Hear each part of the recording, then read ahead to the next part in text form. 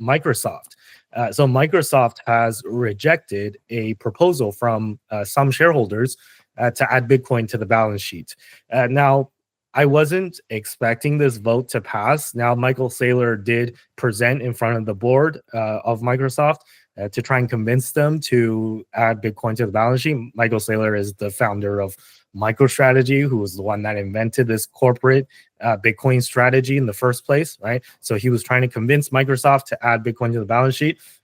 He made this whole presentation and he made it public. You can go watch it. It's only like 3 minutes, but it didn't work. In fact, I was surprised by the magnitude of it not working. It's working. It works less effectively at convincing Microsoft to add Bitcoin to the balance sheet than Trudeau like $250 checks did in convincing voters to vote for him. So in the end, when the actual vote came in, only 0.55% of Microsoft shareholders voted in favor of adding Bitcoin to the balance sheet. So this was kind of a shocking percentage, right? Or maybe it's not that shocking because I actually have a quote. I have a quote from the then CEO of Microsoft, Steve Ballmer, in 2007, who reacted to the iPhone being introduced. And what he said was about the iPhone when it first came out, as he said, there's no chance that the iPhone is going to get any significant market share. No chance. And look what happened, right? So Microsoft, maybe they don't have the best record at predicting what the trends in technology and what the market is going to do. But I don't know. Steve Ballmer is no longer the CEO of Microsoft. Satya Nadella is, I think, most people agreed, a much better CEO than Steve Ballmer. And yet, there's just no movement on the. There's just no interest on the Microsoft board of directors. It seems like to add Bitcoin to the balance sheet, and there's also no kind of interest among the vast majority of Microsoft shareholders. So I wanted to get you guys' opinion on this Microsoft story. And also, this is our actually last segment on Bitcoin for the whole season this year. And, just since it's our last time talking about Bitcoin, I wanted to get what you guys' price predictions are. You can give a range if you want for 2025. Whether or not you think this Microsoft thing is significant or not, maybe you can throw that part in as well and tie it back to the first part of the story. But regardless, just kind of maybe give your predictions on how high you think Bitcoin can go in 2025 and maybe give a few reasons as to why. So two-part story. Who wants to take it away first? Alrighty, Spidey. So for Bitcoin price target, I think I tend to be on the higher end of this. I'm leaning more towards the absolute maximum is probably like more in the 500,000 range, but I think the probable maximum is like closer to like 400-ish. I know some people might be looking at this going like a million's possible, but I don't think that there is sufficient adoption yet that we'll get there this cycle. I think that's likely an next cycle kind of scenario. So I'm kind of expecting around 400,000 somewhere. And my lower bound is I think that like 250 is probably around the lower bound on that one, with 400 being kind of like that middle point between them. And I think that's relatively obtainable since there is a fair amount of capital coming into the market. There is a pro-crypto government in the United States. There is significantly more adoption than there has ever been before. There's Bitcoin ETF, so it's easier than ever to buy Bitcoin. Like there's a lot of different reasons why I think that it could be higher than maybe we had originally assessed. I think back in the beginning of the year, I was thinking it was probably more like 200 that we were going to hit, but I think that at this point we're past that point where we're going to have a more of a lower cycle, similar to 2020, where we had a lot of negative shakes and and the whole question mark with COVID. I think we're tracking to do what 2020 should have done percentage-wise this year this cycle compared to 2020, where we had kind of a weird double peak due to a lot of market shakes as well as the pandemic and such. So on that front, I think that's kind of where I'm at currently. On that one, what was the other one, or do we want to give Sunil a chance to answer before? Quickly, Microsoft's vote, and also just right. Your predictions were in U.S. dollars, right? Not not Trudeau's moose. No one cares about Canadian rupees. They don't matter. They're essentially valueless. I'm exaggerating a bit, but I mean, compared to the U.S., we're getting pretty close. But yeah, no, that's U.S. dollars. And 0.55% of Microsoft shareholders voting in favor of investing in Bitcoin. That's not really that surprising. Mostly because Microsoft shareholders, a lot of them are fairly conservative, I would say, at this point.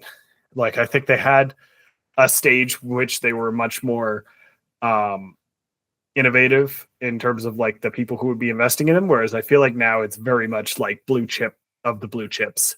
It's you're very much buying Microsoft with the expectation that Microsoft will continue to do what Microsoft has been doing for the last like 30 years, make you lots of money.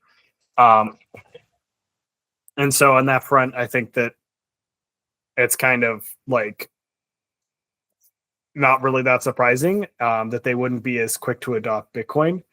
And the people who adopt Bitcoin tend to be a lot more willing to have some risk, whereas the people who are buying very blue stocks like Microsoft are much less or much more risk adverse is probably the better way to put that. So I think it's not super surprising. And there's also just a lot of people who are shareholders in Microsoft, which means that the number of people who are Bitcoiners in that total number is probably pretty low. And as we can see, it was low.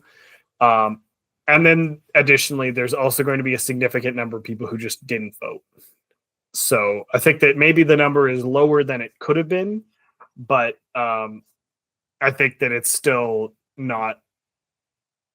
It's not like it's indicating a large degree of people who are ready to buy Bitcoin are also shareholders of Microsoft. So I think it's yeah.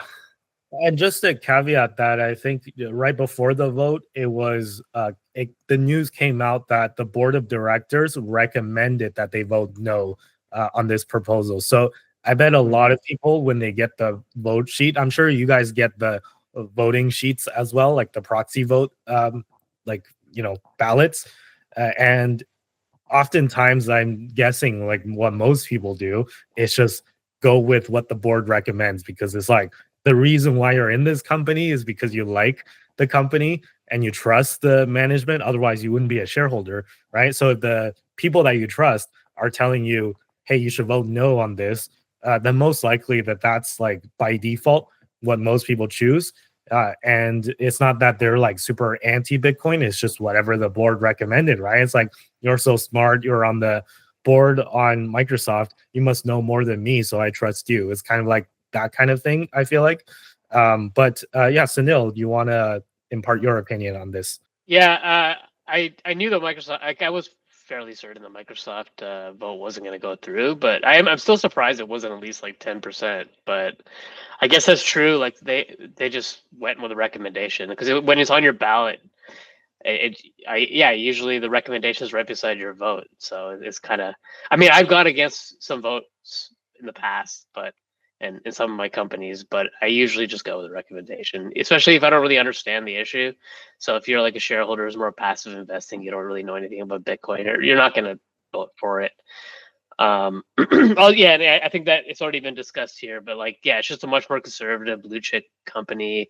Like the founder, Bill Gates, isn't even the largest shareholder anymore. Ballmer is, I think. I think that the board of directors is probably not just people who've worked for the company or have a lot of shares in the company. Like it's like a professional, independent board at this point, where like many of the board of directors get paid in shares and probably sell them off immediately just to prove their independence. So this is just not the kind of board where you have a founder-led company that's going to push its company to do this. Like what happened with Tesla, it's a founder-led company. MicroStrategy is still the most like hardcore example of a Bitcoin strategy. And again, like Michael Saylor has like something close to 60% of voting power. So it just kind of makes sense. Microsoft's just, it's an old company at this point. It's a blue chip. It's just not going to do it. So yeah, I guess everyone down the line just went with a recommendation. In terms of my Bitcoin price target, I'm not surprised we're hitting 100,000 before year end. So I think we're going to close above 100. My target was closer to 120 by the end of the year. It could still happen, but we'll see. We got a few more days to go. One good week of one good Santa Claus rally would get us there. So I'm still hoping. And yeah, I kind of fall in the 400,000 to 500,000 range for the top of the cycle. There's a lot of things that could happen that make it blow off the top even more than that, with like nation state adoption and the US getting involved. So we'll see how that plays out. But I guess my price target I'd put at 450 at the top. I think I already kind of made my opinion on the Microsoft thing clear, or I implied it, I guess.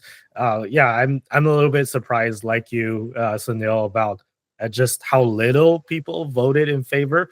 But I'm not surprised that it didn't go through. I didn't think it was going to go through either. And it is what it is, right? I think, as you said, Ballmer is still the biggest shareholder, and this man has a terrible track record of predicting tech trends. He's like the Jim Cramer of tech. So if he's against something, then that actually makes me sleep at night easier.